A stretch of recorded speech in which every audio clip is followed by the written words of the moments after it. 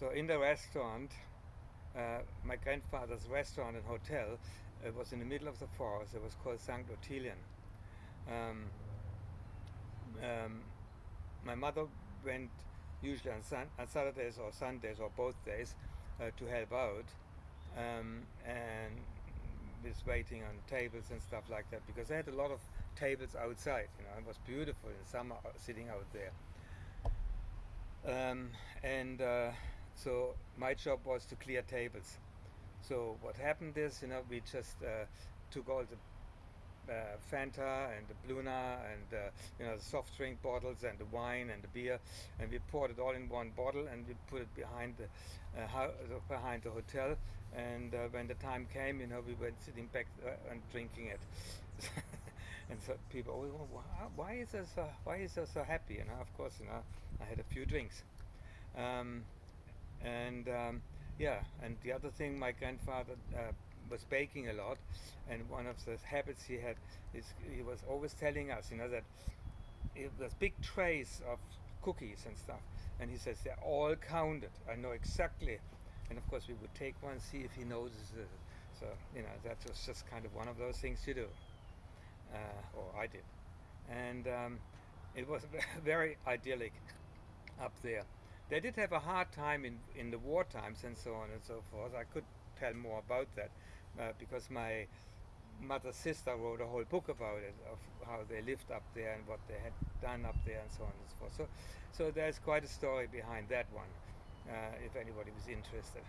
Um, but in my case, my father, that was all my father's area in the forest. He just had this whole area.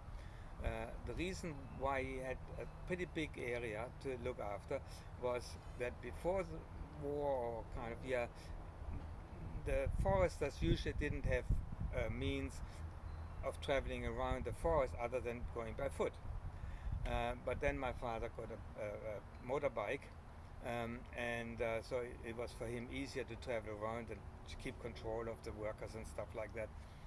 Um, and so before the war, the area which he looked after was in two parts, and at the other side of the town there was a guy called Schüle, and he was a forester for that area, but he was killed in the war, and so because the houses where the foresters lived in belonged to the city, ours and theirs, so he would have had to move out, or his family would, his wife and kids would have to move out and go somewhere else, because a new forester would have to go in. So my father said, okay, I look after both of them because I've got my motorbike now, so I can kind of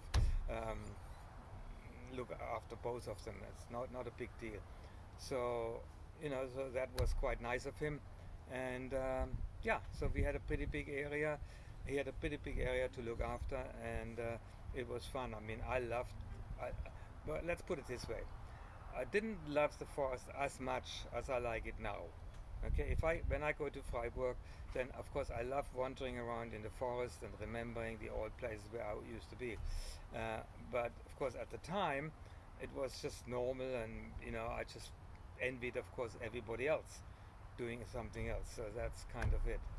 So that is basically it right now for this, and that's all I remember right now. So I'll come back to it in a minute.